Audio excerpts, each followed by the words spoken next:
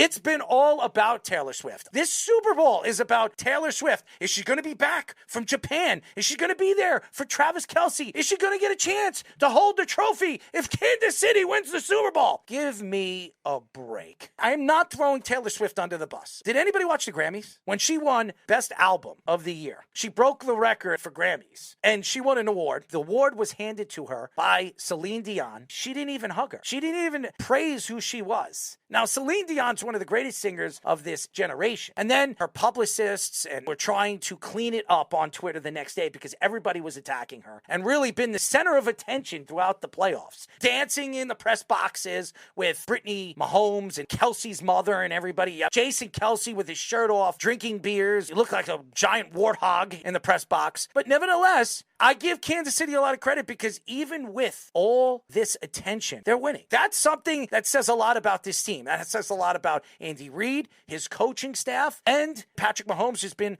sensational throughout the second half of the season. But I respect Roger Goodell in certain aspects of the NFL. I don't like how he treats ex-players because everything that's gone on after their careers with the CT situation, knee problems, body problems, back problems, the players should be commended for all the time that they played in the NFL. I think that they should have benefits. They should have full benefits after they retire from the NFL. This is a multi-billion-dollar industry that made $17 billion last year. But there was something that he said at his press conference was very interesting. The NFL absolutely is scripting this. They love that Taylor Swift is going to fly after a Japan concert on Saturday, 13 hours, to go see her man play for the Super Bowl. She might as well hang out with Roger Goodell. I don't understand the NFL. Roger Goodell is a fraud. I don't believe that he treats players, and I don't think he treats the fans the way he should. All he cares about is how much money he's putting in the owner's pockets. All he cares about is how much money he's putting in his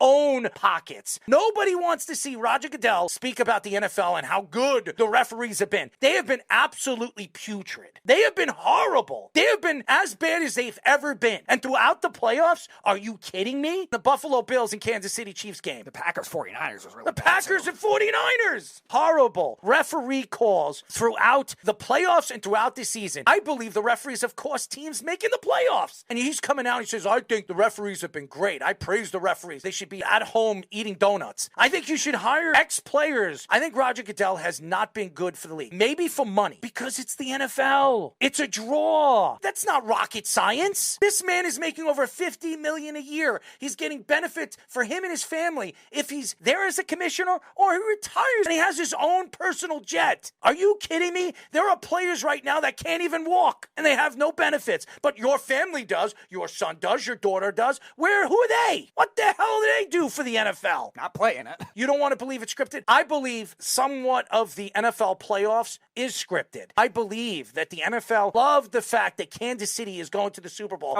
with Taylor Swift, with Travis Kelce, and the superstars that are heading there. And Patrick Mahomes, the biggest crybaby in the NFL. We've interviewed a lot of players that say, we're going to hand it a script at the start of the season to know what's going to happen. But there's definitely some referee bias that has been in a pattern in a larger sample over the years. And with the Packers and the Patriots, Aaron Rodgers whines, Tom Brady whines. Nobody cries more than Patrick Mahomes. That's fair. Nobody cried more than Tom Brady. I'm just sensing the pattern of referee bias that's still been going on. I think Seattle got it a lot. Look at all the bad calls that were in that game against the Vikings in the playoffs. The year before, the 49ers and Seahawks NFC Championship round before, the 49ers and the Panthers game. That was really horribly officiated because the league won. Those two teams